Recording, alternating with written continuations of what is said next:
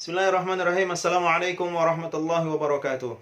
Alhamdulillah wassalatu wassalamu ala Rasulillah. Sahabat renungan Islam yang berbahagia dan pastinya dimuliakan Allah Subhanahu wa taala. Segala puji hanya untuk Allah Subhanahu wa taala. Salawat dan salam semoga selalu tercurah kepada baginda Rasulullah Muhammad sallallahu alaihi wasallam. Sahabat renungan Islam yang berbahagia dan dimuliakan Allah Subhanahu wa taala.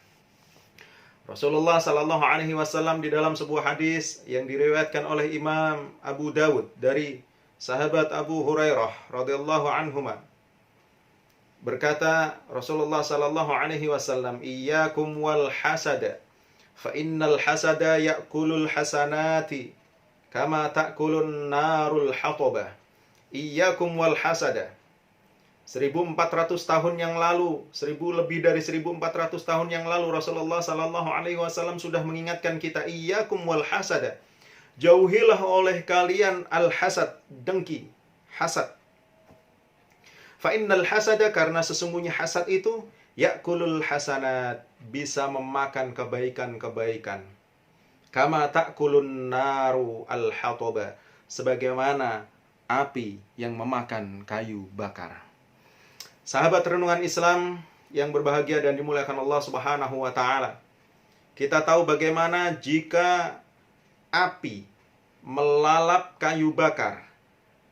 Kayu bakar yang tadinya utuh, dia kayu, kemudian sedikit demi sedikit menjadi arang. Dan kemudian lama-lama menjadi abu dan hilanglah kemudian. Inilah gambaran dari perilaku hasad sahabat renungan Islam. Hasad bisa sedikit demi sedikit memakan kebaikan yang ada pada orang yang berperilaku hasad tersebut. Lantas, kemudian apa itu dengki? Apa itu hasad? Hasad atau dengki adalah susah ketika melihat orang lain bahagia, dan bahagia ketika melihat orang lain susah. Menurut jumhur ulama, hasad adalah ketika seseorang menginginkan nikmat orang lain. Hasad adalah ketika seseorang menginginkan nikmat yang dimiliki oleh orang lain. Dan nanti insya Allah kita akan bahas lagi ketentuannya apa saja.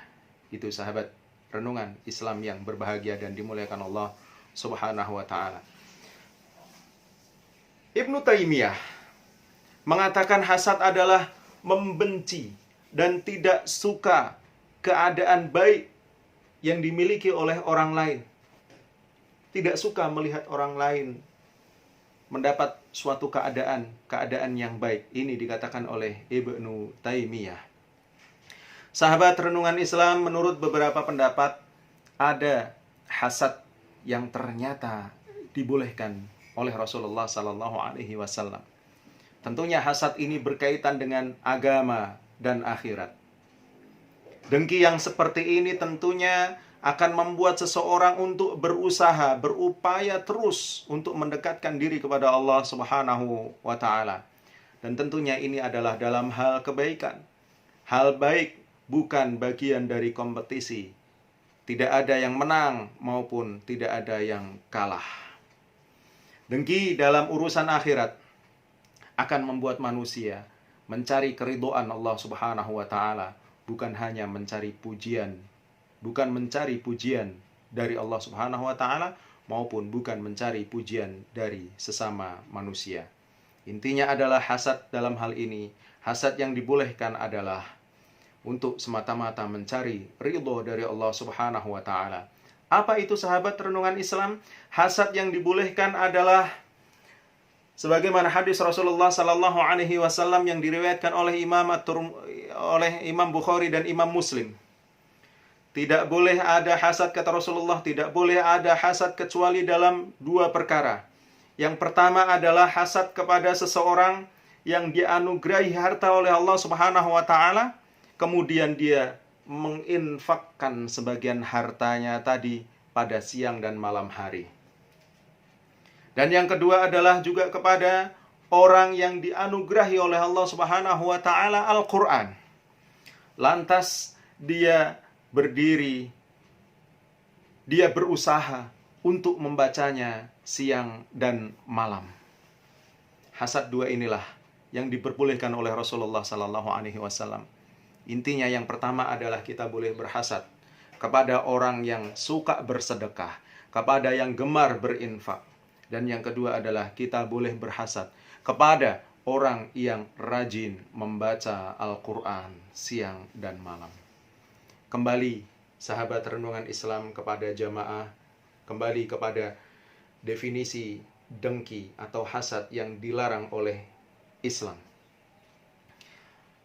Dampak buruk dari hasad yang dilarang oleh Islam ini apa, sahabat renungan Islam? Dampak buruknya adalah yang pertama, orang yang hasad berarti dia menentang takdir Allah Subhanahu wa taala. Tidak percaya lagi takdir Allah Subhanahu wa taala. Bahwa Allah Subhanahu wa taala sudah memberikan rizki sesuai dengan porsinya. Kepada si A, kepada si B, Allah Subhanahu wa taala sudah tentukan rizkinya. Sudah tentukan nikmat kepada orang-orang tersebut, termasuk kepada dirinya. Dan tentunya rizki yang diberikan oleh Allah Subhanahu wa taala tidak harus sama antara satu orang dengan orang yang lain. Ini yang pertama. Dampak buruk hasad yang kedua adalah orang yang berhasad, maka sama artinya dengan dia memiliki penyakit masyarakat. Apa maksudnya? Orang yang berhasad, orang yang dengki kepada orang lain tidak menutup kemungkinan, jamaah renungan Islam, tidak menutup kemungkinan sahabat renungan Islam, bahwa dia akan mengajak orang lain, akan menghasut orang lain untuk berhasad juga kepada orang yang dia hasadi.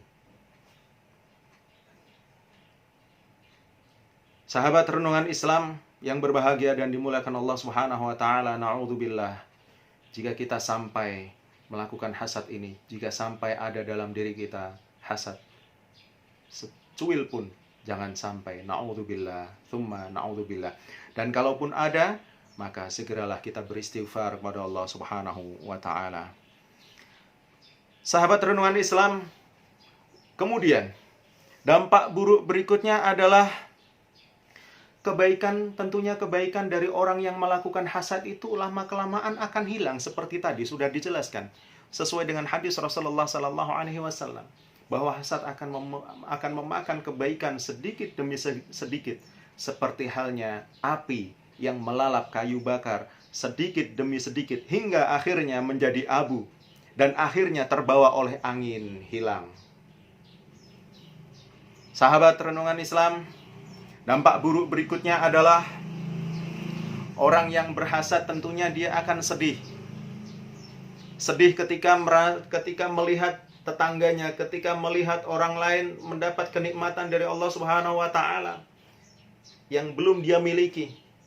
Dia akan terus sedih. Sedih karena melihat orang lain bahagia. Sedih karena harus melihat orang lain dalam keadaan senang. Dan tidak menutup kemungkinan sahabat renungan Islam, jika hal ini terus dilanjutkan oleh perilaku orang yang hasad, maka tidak menutup kemungkinan bisa jadi dia akan terkena penyakit fisik. Kenapa? Karena penyakit fisik bisa jadi berasal dari penyakit hati, bisa jadi berasal dari penyakit pikiran. Sahabat renungan Islam yang berbahagia, orang yang hasad intinya adalah sama artinya dengan dia sedang dalam keadaan berdosa. Dia sedang dalam keadaan berdosa karena tadi menentang takdir Allah, tidak percaya kepada takdir Allah. Di dalam hatinya selalu ada rasa hasad, rasa dengki, rasa iri, tidak suka kepada orang lain, kepada nikmat yang diberikan oleh Allah Subhanahu wa taala kepada orang lain. Maka jika terus dipupuk, ini adalah dosa. Dan ingat, sahabat renungan Islam, dosa yang menumpuk, tidak perlu menumpuk dosa itu. Dosa sedikit saja atau bahkan dosa yang menumpuk akan menimpakan, akan mendatangkan musibah kepada kita. Na'udzubillah.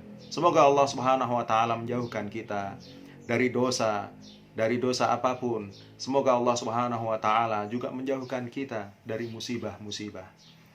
Sahabat renungan Islam yang berbahagia, semoga Allah Subhanahu wa taala selalu memudahkan langkah kita, selalu memberikan kemudahan kepada kita untuk menjauhi hasad, menjauhi iri hati, menjauhi dengki kepada orang lain, dan memberikan kepada diri kita sifat-sifat qanaah. Demikian sahabat renungan Islam yang berbahagia. Terima kasih dan mohon maaf. Assalamualaikum warahmatullahi wabarakatuh.